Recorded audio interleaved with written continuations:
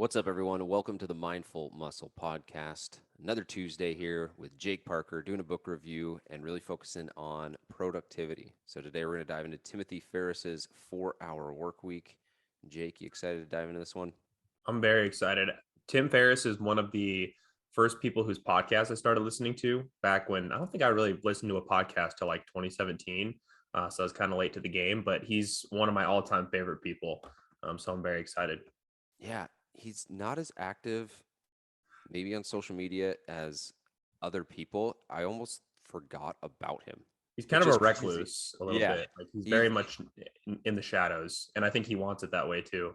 yeah, it's like he beat life and Hmm. now doesn't need to participate in it in the Yeah, way that there's social media needs to be participated in, as I air quote, because so many people still need to play the social media game to promote their business or to stay relevant.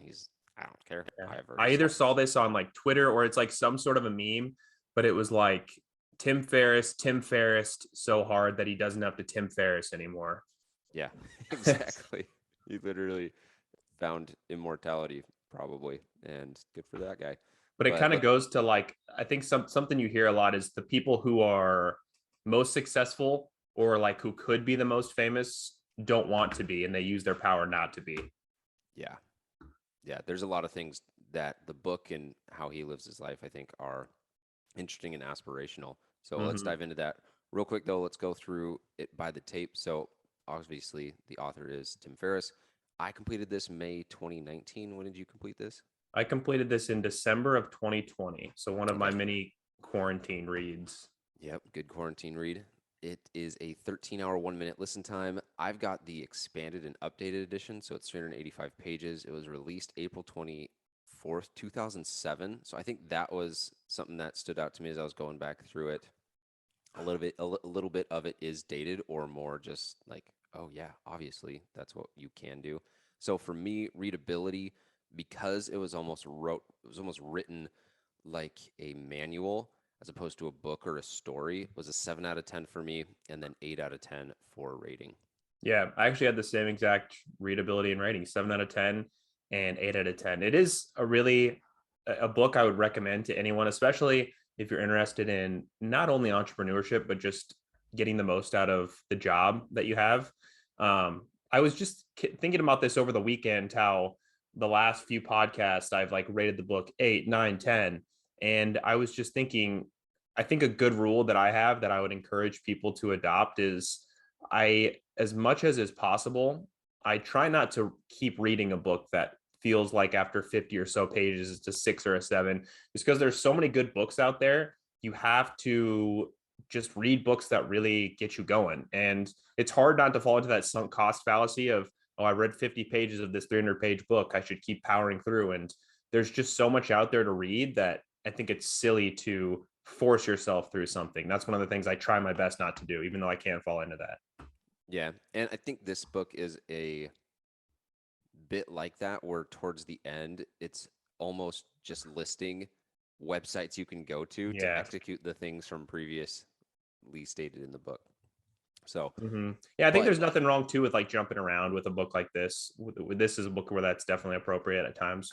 yeah, and finding where you're at and what's important for you, because Mm-hmm. there's the different stages of automation. And really, the book for me is a audit on lifestyle design, and really just being able to question, do I have to do this?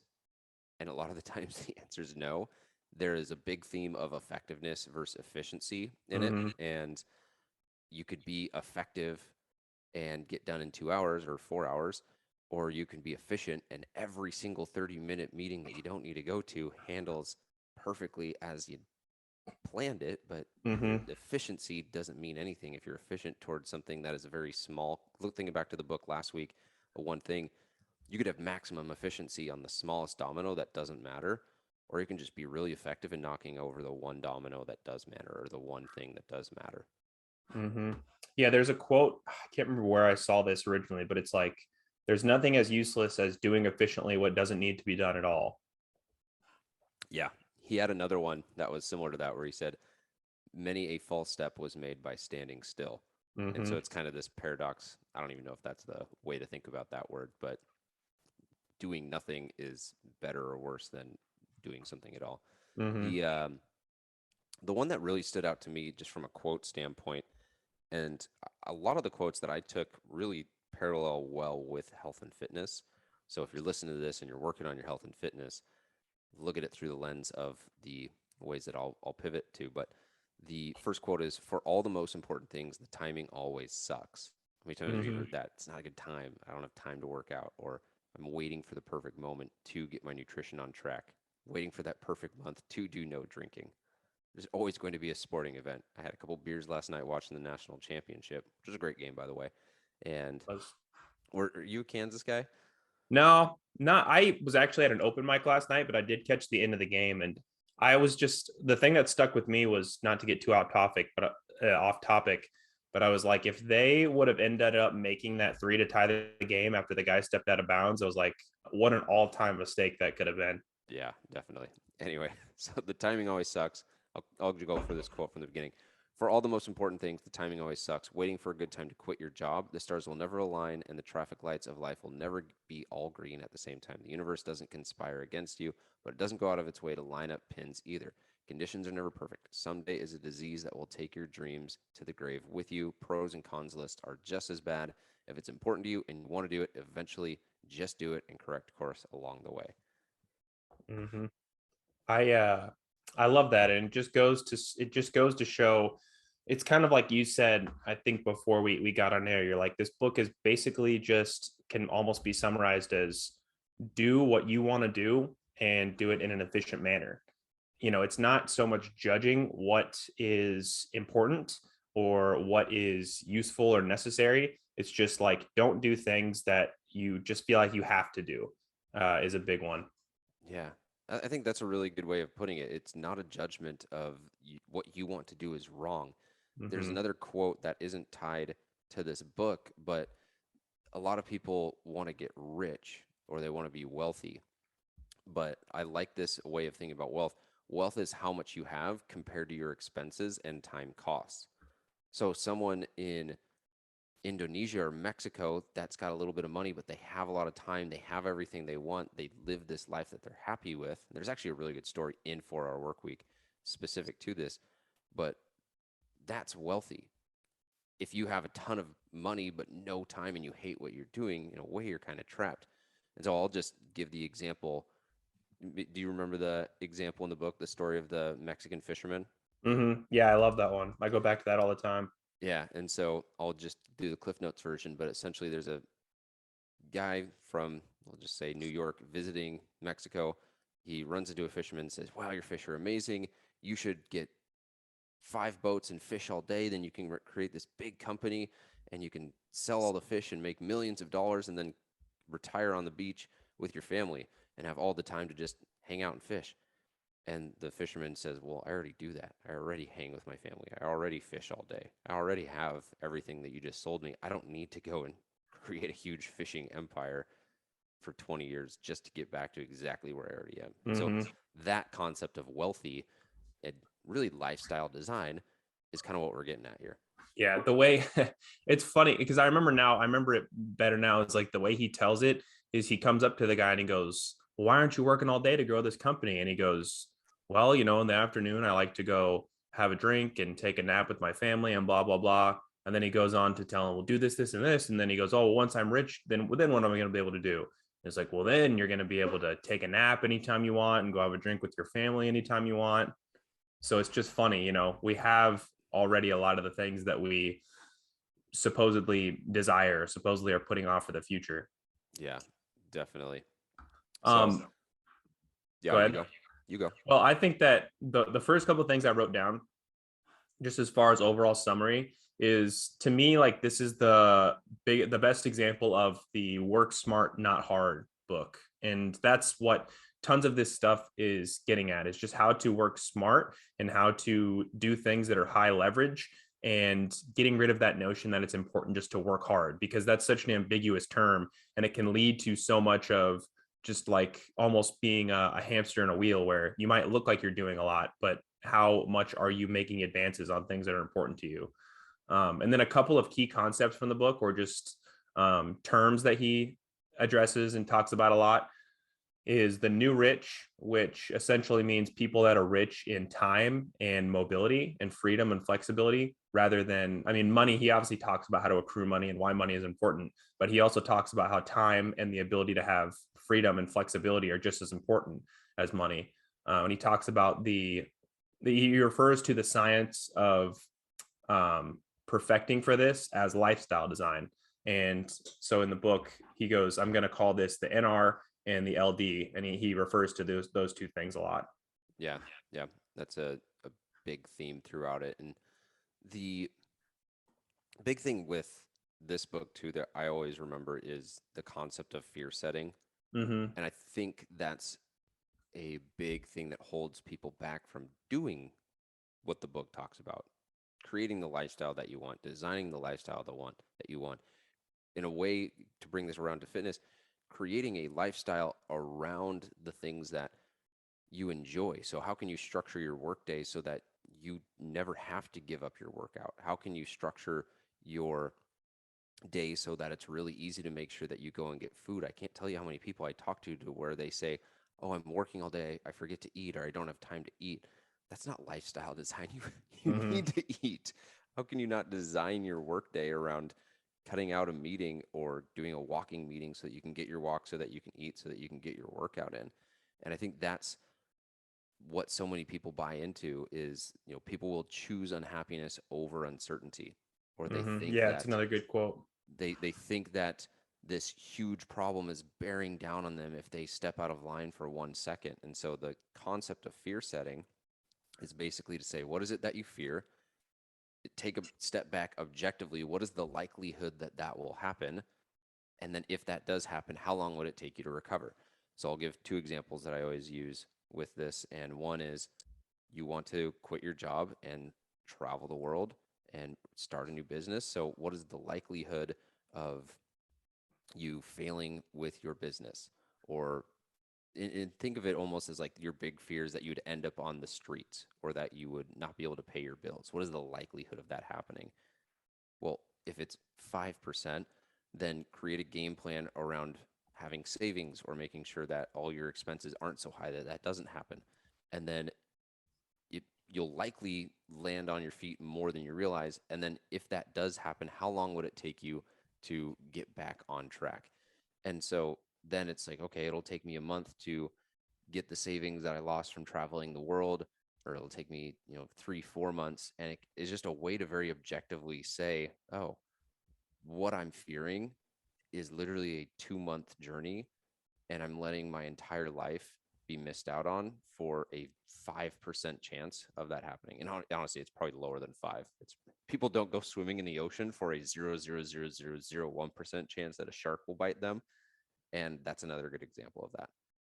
Yeah, and it's funny how you look at time as well, where even if it takes you in the middle of your career 5 years to switch paths and do something different that you would rather do, that might seem like a long time, but if you're going to live 80 to 90 years and you're going to have a career that spans 40 or 50 years, that's really not that long in the grand scheme of things. So I think that another thing that this book will help you realize is that it's important to look at things on a long enough time scale. And with the fear setting, something that's interesting to me about that is so often I am really into books about anthropology and just how people think and have traditionally formed cultures and stuff, just because that teaches me so much about our fears and where they come from. And so often we think that it's like our brain goes to things that we fear being synonymous with like death or starvation or being exercised from a group, whereas that's never really on the table because we live in an advanced polite society where what's okay, people like you or I know that if everything went to shit for me and I didn't have a job and I didn't have an apartment and whatever, thank God I could move in with like one of my best friends, or I could move in with my parents and stuff like that. It would suck, it would not be ideal, but just remembering that like in America, there's no reason that someone should not have a place to stay or not have a meal if they really need to get access to that. And so deconstructing it down to the very root of, hey, you're not going to die, you're not going to starve, is something that's helpful too. Yeah, I think the ostracizing from a community is probably the biggest one. People will not skip the margarita at happy hour with their coworkers or not skip the mimosa at brunch with their friends because they think that it will have them banished from the group and the Mm-hmm. friend group. And there's a quote tied to that where people will choose unhappiness over uncertainty. And you're uncertain about your place in the community or the tribe. And yeah, 500 years ago or 1,000 years ago, that might have been an issue. That's not an issue now. I was Mm-hmm. talking to a client yesterday. She's living downtown, and it's just like there's so many people that you can just accidentally walk into. We're no longer living in the rural desert, and there's 500 miles between tribes. You can knock on the door next to you if you really need some butter. Yeah.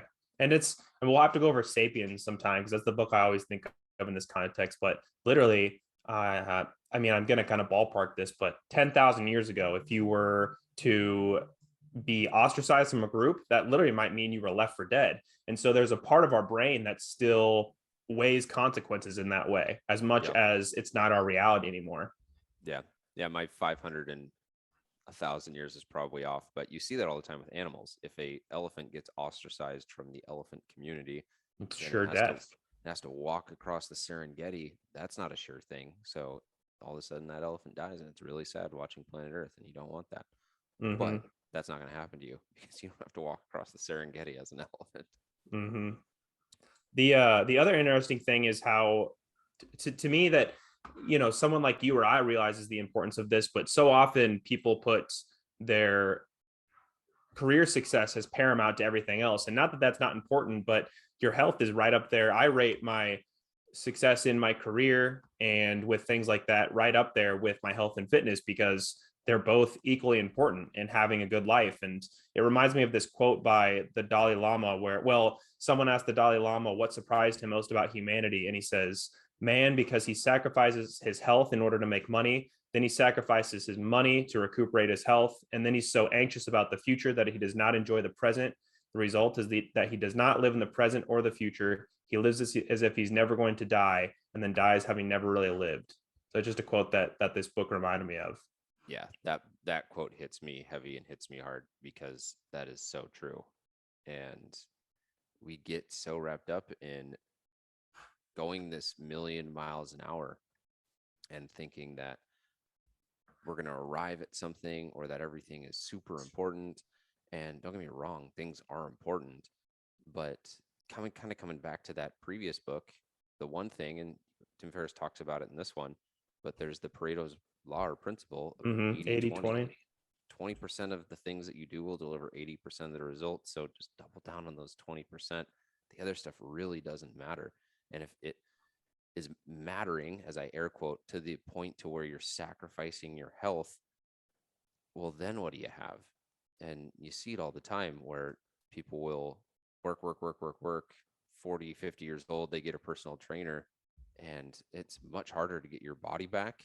I think it's much easier to get your money back, or you can continue to work. Your brain will continue to serve you at 40, 50, 60. I think you and I were talking about this. Also, if you want to go travel the world and think you're going to do that later with a bad knee and a bad back and a bad, arthritis and emphysema or whatever the heck you're dealing with at 50, 60 years old, good luck. And Mm-hmm. there's obviously a balance to that. You can't just go travel the world for 20 years because you don't want to work. But some people do and you can. And I think that there's a interesting quote, and it's actually from a video game I used to play as a kid, and it was nothing is true, everything is permitted. And if you can look at everything through the lens of, is it actually true? Do I actually have to do this? What are the consequences, the objective fear setting consequences of this? Again, outside of taxes, death, gravity, very few things are 100% certain all of the time. Yeah. You reminded me of one of the other things that I probably think about most often that I first read in this book is Tim talks about the concept of mini retirements as opposed to one retirement that you're looking forward to in your career. Because someone like me, and I always try to think about my career and the things I work on in this context, like podcasting and writing and trying to help people with their health and fitness and doing comedy, of course. Like those are all things I have no desire to, once I reach a certain age, to retire from, to stop doing. Maybe I'll slow down more and I'll have like a bigger family and a family of my own probably, but and so want to spend more time on that. But I don't think that with the things I'm doing, I don't look forward to someday when I can retire. I enjoy being able to take a lot of trips right now, and there's things I want to do as far as like international travel that I think would be really cool. But like you're saying, with taking advantage of doing things while you're young and healthy is, I think, a lot more ideal than just waiting till, oh, I'm 60 and now I can go to all these places. And like you said, you probably don't have the health that you used to have, and you just don't have that youthful vigor that will kind of make you enjoy things more like that. So the mini retirements is a really cool concept that Tim writes about in the Yeah. book. Yeah. Or the beauty. I mean, not Mm-hmm. that everyone has to be beautiful. Everyone is beautiful. But I was looking at I was watching some golf this weekend, and it was this like 80-year-old golfer who just had the wrinkliest, like when someone smiles and Mm-hmm. it's like their face is crusted in like that. Mm-hmm. For a second, I was just looking at that and thinking, man, that's going to be me in probably 10, 20 Mm-hmm. years because I don't do any kind of like special face cream, and we'll never do Botox. And so I was just like, yeah, that's going to be me at some point. And And you hopefully only you're old and wise. exactly, you don't, but it's like you only have your health and your everything at its peak when you're 20 and 30. Like, go do stuff and then take care of your health so that you can continue to do stuff longer and maybe be 50 and 60 and 70 retired, not retired, and still doing what you enjoy. And I think it just comes back to this whole lifestyle design. What kind of life do you want to have? How do you want to feel? What do you want to do consistently? We talked about this in the Q&A last couple of calls ago, where we asked, what's the one thing you want to be able to look back on when you die and say, I did that? Solve for that and just cut out the stuff that doesn't matter. Mm-hmm. Yeah. And I think that another really key part from the book is he never says that money isn't important, but your money only matters as far as you have freedom. So a good example is someone who works on Wall Street and works 80, 90 hours a week. Sure, they might have millions of dollars, but if they don't have any time to use that money or take advantage of it, aside from just buying a new suit or watch or car or what have you, that I don't think is near as valuable as someone who makes half that money, a fourth, an eighth of that money, but has tons of time to do things they love and focus on their fitness and focus on hobbies and things that bring them true joy. One of the quotes from the book is, money is multiplied in practical value depending on the number of W's you control in your life, what you do, when you do it, where you do it, and with whom you do it with. So he calls money in this context a freedom multiplier. Yeah.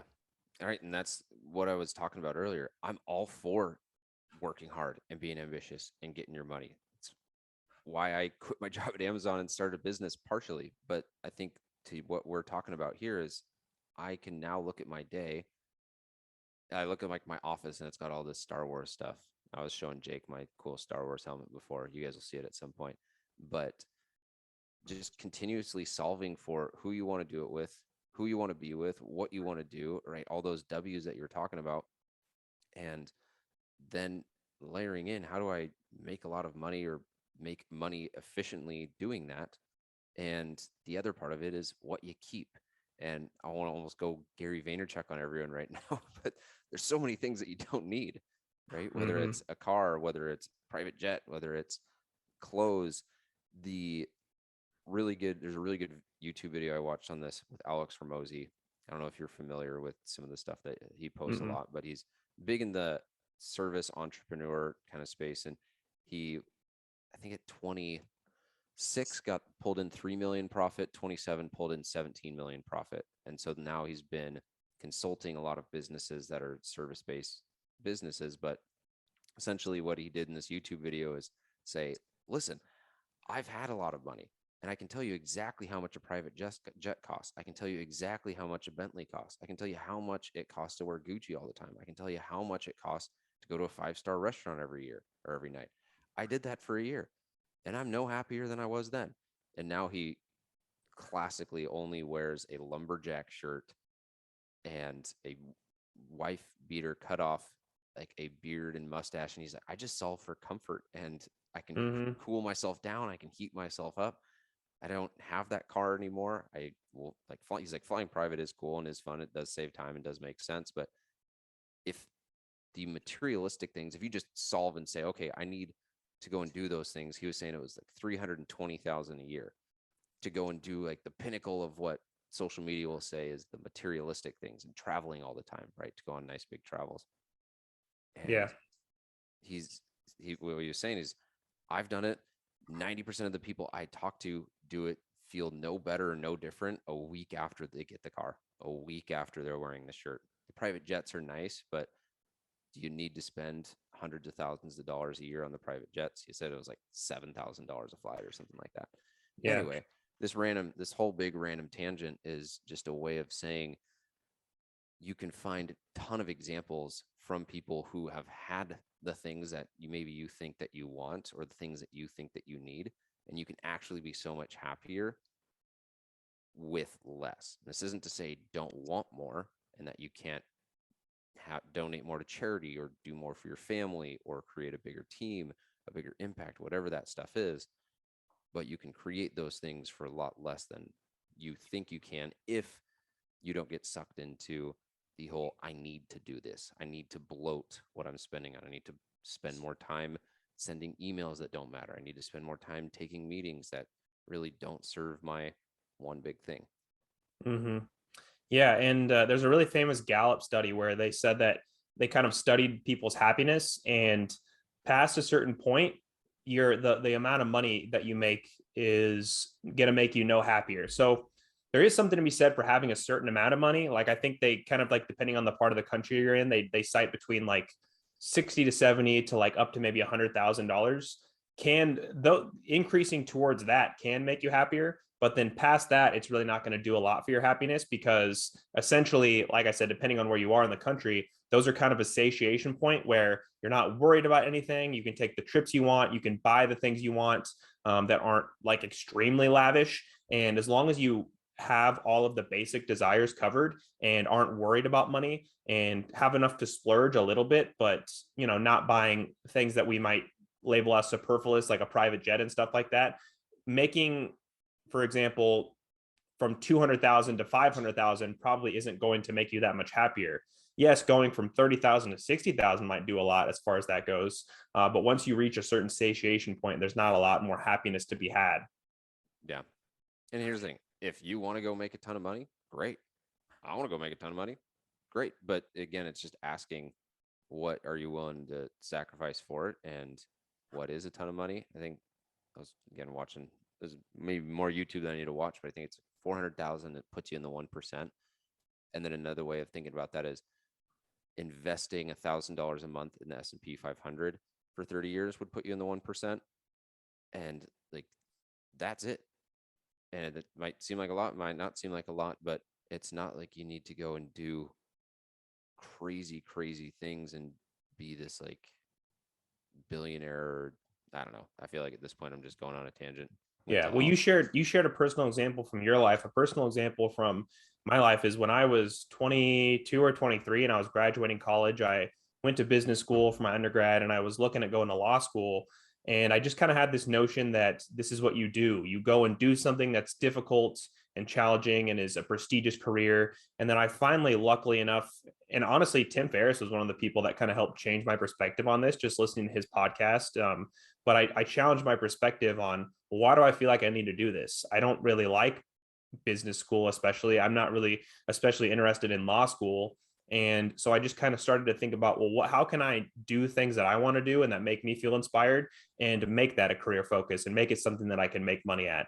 And I'm 26 now. So if I would have went to law school, I would probably be in my first year or two of practicing law. And sure, I'd probably be making a lot more money, but I would also not have the free time I want to work out. And I would probably not be as happy and inspired by my work. So it just goes to show again, one of the main themes of the book is you don't have to do things just because society tells you to do them. You don't have to do things just because money isn't the only consideration. Just think about what's going to make you feel happy and inspired, and how you can carve out a life you want for yourself.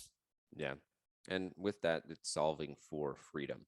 And in some areas, money does help create that freedom. So go make that money if that's a freedom thing that you feel like you need to unlock. But at the core of all of that is having awareness to what you actually want or Hmm. what And I you know, actually want to do. yeah.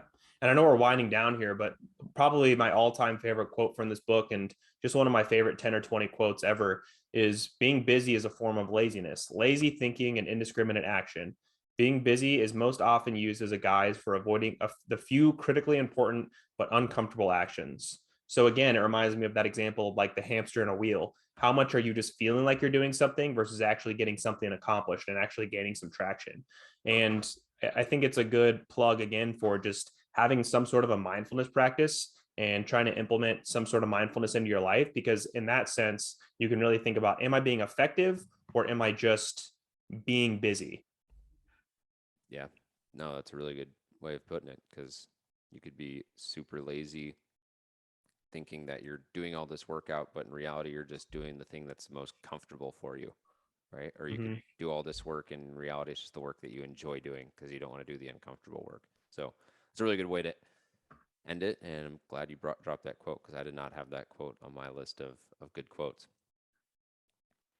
Cool. So as we wind this podcast down, we want to let you guys know about a couple cool things that we've got going on next Monday. So this will be April 11th. We're launching our Mindful Muscle 30-day challenge, 30-day program, whatever you want to call it. So what comes with the program? Let me just dive right into that for you.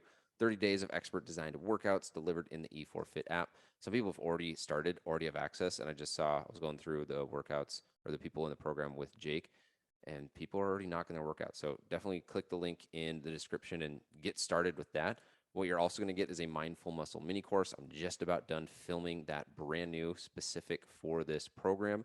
There's going to be things on the metabolism, on training, mindfulness techniques, nutrition, all around really the program that we do within the E4 Fit.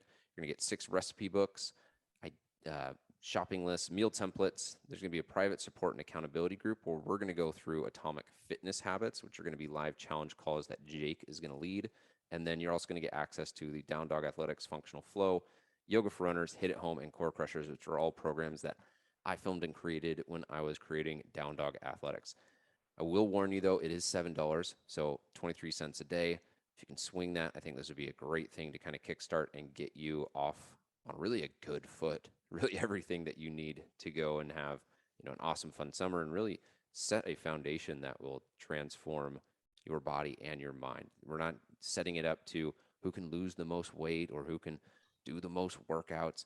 Will you lose weight? Yeah. Will you get stronger? Yeah. This is all designed very specifically from a scientific standpoint, but it's much more about habit formation and really applying the things that we're talking about on these book reviews, right? The one thing, the 4-hour work week or 4-hour body is another book that he talks about, or some of the other books we've done. So far, those are the only Still, productivity books. We did all the Ryan stillness, Holiday right? But books. like stillness is the key, right? If you've been listening to these book reviews, a lot of these themes are core themes. Atomic habits. That's the big one. That's the one I was going for. These are tenets that we are taking in and making it so that you can then apply these in a health and fitness way. And so definitely take advantage of it. Again, you got 6 days before we start, and then we'll all get started on April 11th.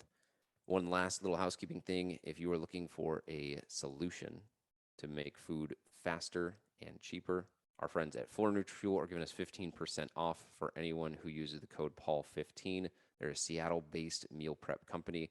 All you got to do, go to their website, grab 7 meals, 14 meals, maybe just 1 meal, and it's delivered to your door every Sunday, every Wednesday. The meals turn over every single week, but every single client that has jumped on this says that it saves them time. And if you get DoorDash or you get Uber Eats, I got some of that last weekend. I got some Thai food. It's like $80 for 2 people, right? So $80 for 2 people or $24 for 2 people. Obviously, the math there checks out. So definitely check that out. That's going to be in the link description and show notes, as well as the 30-day challenge, and you can join all of those and get access to all those as well inside the Mindful Muscle private Facebook group. Cool, cool. Any last thoughts, Jake? Just I would leave it with, think about this week how you can work smarter and not harder. That would be my challenge to someone listening. Yeah, slow is smooth, smooth is fast. Bam. I'll catch you guys next time on the Mindful Muscle podcast. and we'll do a Q&A on Thursday. Yep. Thanks for listening, guys. Later.